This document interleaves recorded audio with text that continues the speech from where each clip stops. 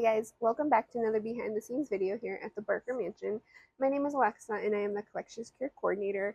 Today I wanted to share some quick and easy tips on how to preserve your very own family photos at home. So this is something that we're actually currently doing ourselves here. We're going through all of our documents and photographs, so I thought this would be a great subject to talk about.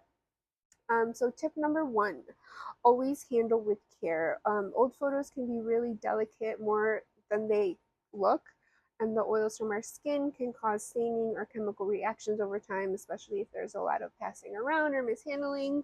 Um, so that's why we always recommend handling them with clean and dry hands. That's kind of a golden rule for us. Or if you want to wear gloves, you can wear these like form-fitting nitrile gloves.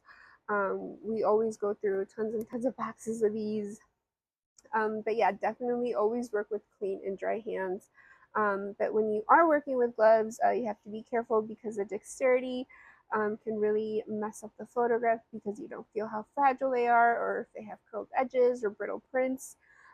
So in many cases, clean and dry hands are always the safer choice. And always handle them by the edges whenever possible, instead of just grabbing the photographs in the middle, especially if they're older. Tip number two, avoid light and heat. Light and heat and humidity are the enemies of photographs, especially with the older ones.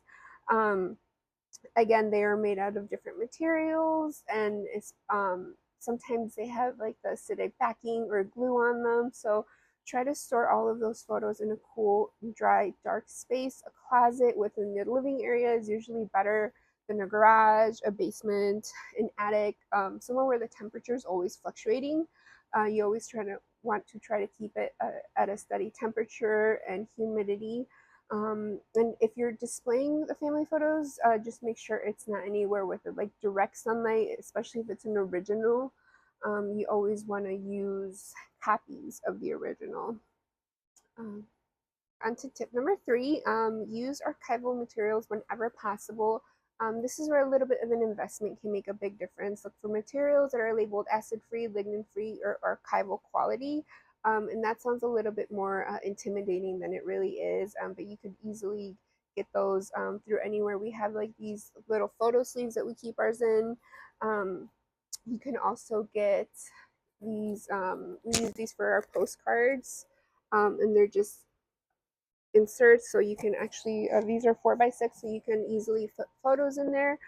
So there's lots of different options out there, and these types of materials prevent chemical reactions that can cause yellowing, cracking, or sticking.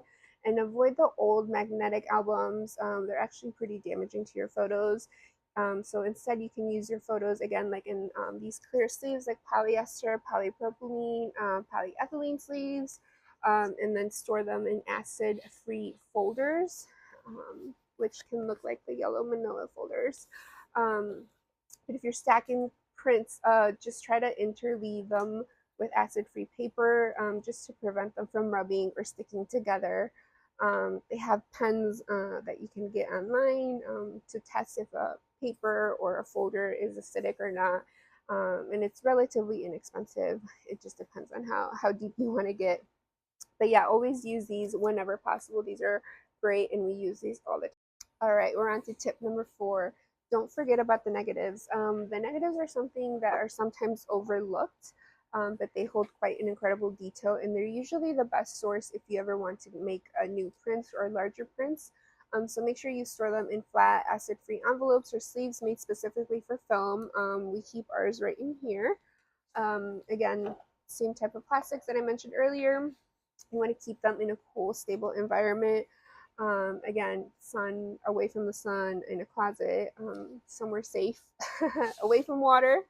Um, and again, that's just something that we try to strive for as well. All right, our last and final tip is to digitize. Digitizing is a great way to protect all of those precious family memories from any accidents or aging. And it's also a great way to share with the rest of your family members or friends. You can scan your photos in a high resolution, give them really clear file names, store backups. You can store backups on an external hard drive or a cloud service, and then it's really easy to share, with a link. That way other family members can add or view. So it's always recommended to have at least a couple copies, digital copies throughout. Yeah, that's it for today. Leave us a comment if you have any questions, or if you want to share some of your family photos, and we'll share some of the photos that we've been going through here in our archives. Until next time.